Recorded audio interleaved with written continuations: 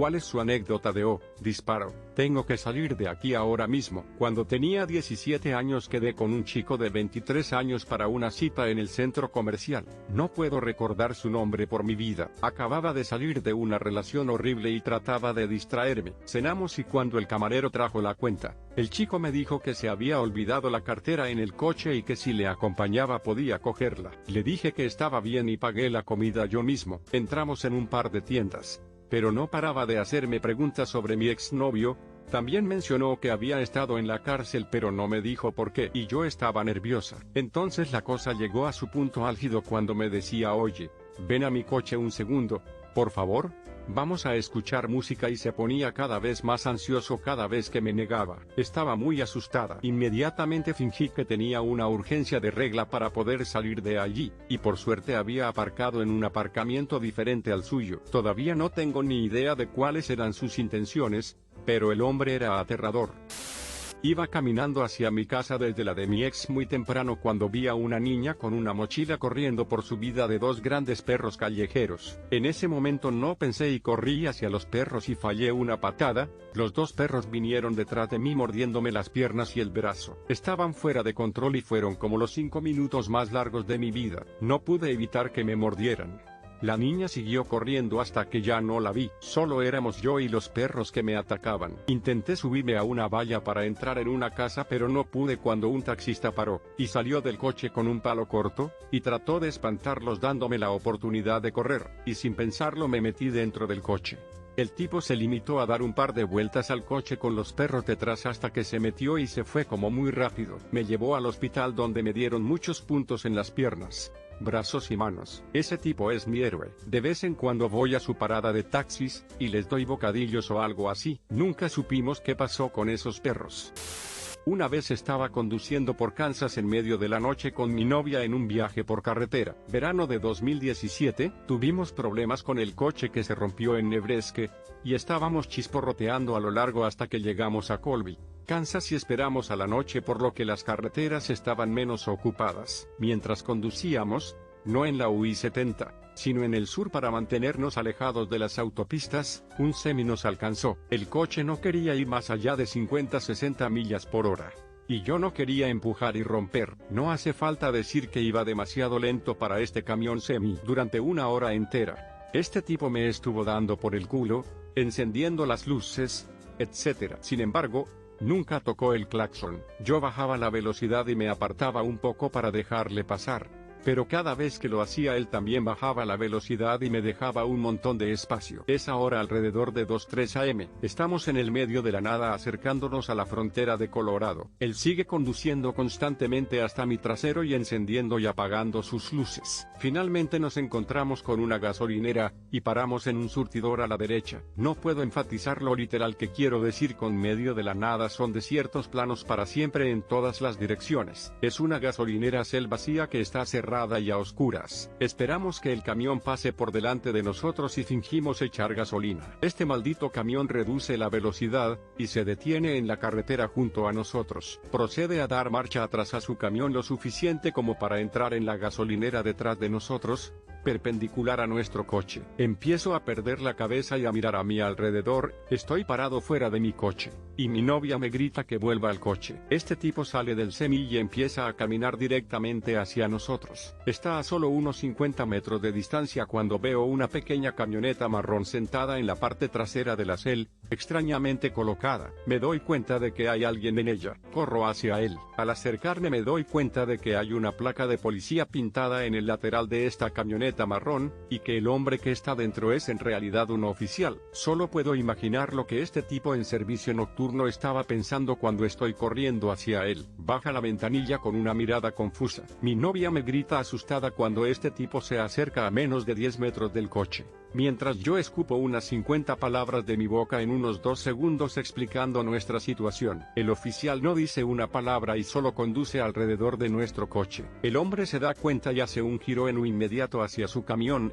mientras el oficial le grita que se detenga. Vuelvo a entrar en mi coche. Miro por el espejo retrovisor un segundo, y veo que el agente se baja para intentar hablar con el tipo. Enciendo el coche. Aprieto el acelerador y conduzco hasta Colorado. Unos minutos después, pasaré el resto de mi vida preguntándome qué habría pasado si ese oficial no hubiera estado sentado allí esa noche. Quien quiera que sea el hombre, bendiga su alma.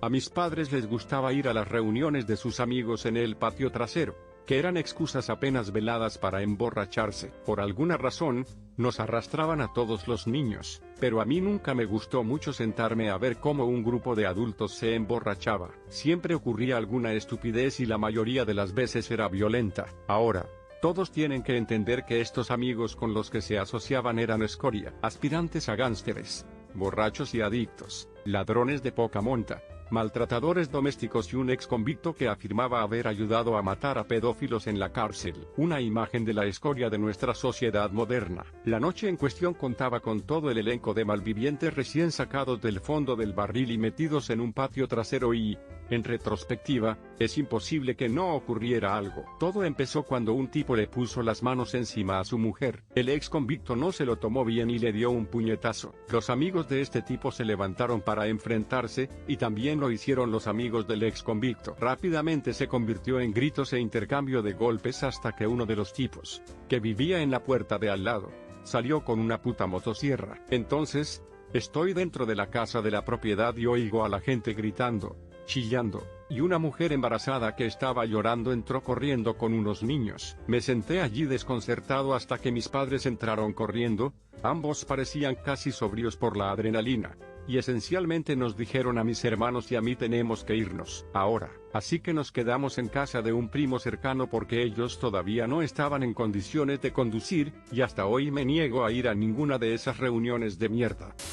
En el último año de instituto, un amigo mío y yo decidimos explorar un cementerio de pioneros cerca de las vías del tren al anochecer de la noche de Halloween. Estábamos totalmente sobrios y solo buscábamos una buena manera de asustarnos. Para llegar allí, hay que aparcar en una carretera sin iluminación que se encuentra al final de una zona industrial abandonada, y caminar unos 400 metros por un camino de tierra sin mantenimiento, arbustos crecidos, maleza hasta la cintura, etc. Antes de llegar al cementerio, no llevábamos linternas, solo utilizamos la luz de la luna para abrirnos camino. Ya casi habíamos llegado y habíamos estado susurrando y riendo durante todo el camino, cuando de repente los dos nos callamos al mismo tiempo. Sentí que una abrumadora sensación de fatalidad me golpeaba todo el cuerpo de golpe y me detuve en seco. Ella hizo lo mismo. Se me erizó el vello de la nuca, y sentí como si alguien me hubiera echado un cubo de agua helada por la espalda. Mi corazón se aceleró. Mi amiga y yo nos limitamos a mirar alrededor y a escuchar,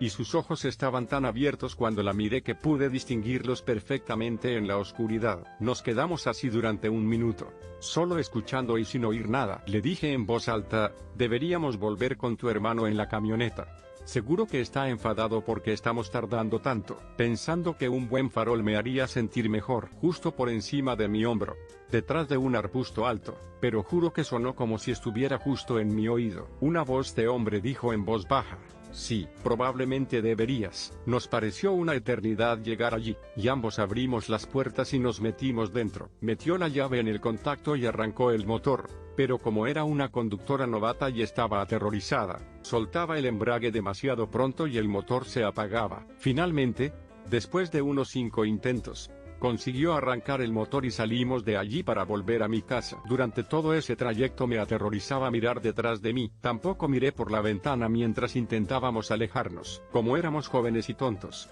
nos reímos de ello más tarde, y casi nos convencimos de que no había ocurrido. Unos años más tarde, hablé con un sheriff de ese condado y le conté la historia. Me miró como si fuera un completo idiota, y me dijo que allí hubo un enorme campamento de indigentes durante años debido a la proximidad de las vías del tren, y al relativo aislamiento en una zona urbana, una pequeña tienda de comestibles y otros recursos a poca distancia, etc. Solían patrullar esa zona con frecuencia debido a ese campamento. Creo que mi amigo y yo tuvimos suerte de no habernos metido en más problemas de los que tuvimos esa noche. Hombre, éramos unos ingenuos.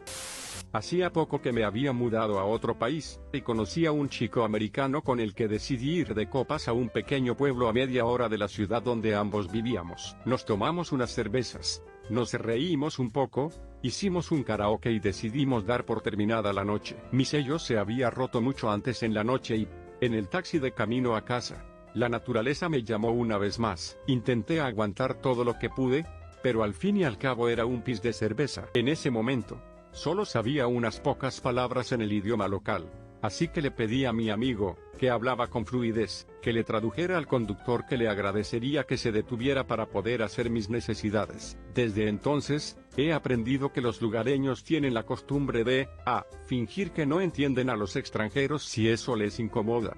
B. No hacer ningún esfuerzo por escuchar cuando un extranjero habla porque suponen que no lo entenderán.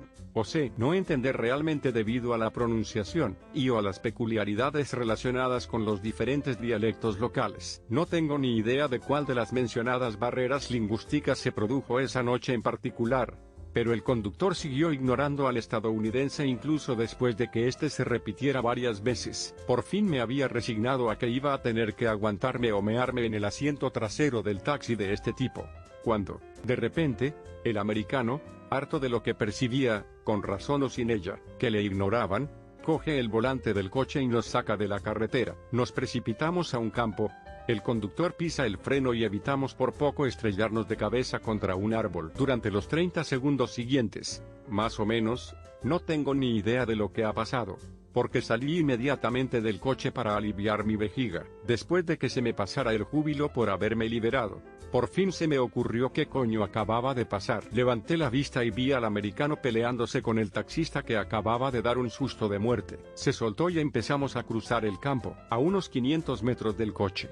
Se dio cuenta de que había dejado su bolsa, incluido el pasaporte, en el coche. Regresó y yo me fui. Hice autostop durante unos 10 minutos por la carretera hasta que alguien me recogió. Más tarde descubrí que el tipo era un ex marine con las palabras "te mataré" tatuadas en el pecho. Las fuerzas armadas le habían fastidiado mucho y tenía enormes problemas de ira. Siempre me pareció bastante agradable, pero después de esa experiencia, mantuve un poco de distancia. En cuanto a lo que pasó después de que volviera al coche, nunca me contaron toda la historia. Supongo que tuvo que pagar una indemnización al conductor y un soborno a la policía.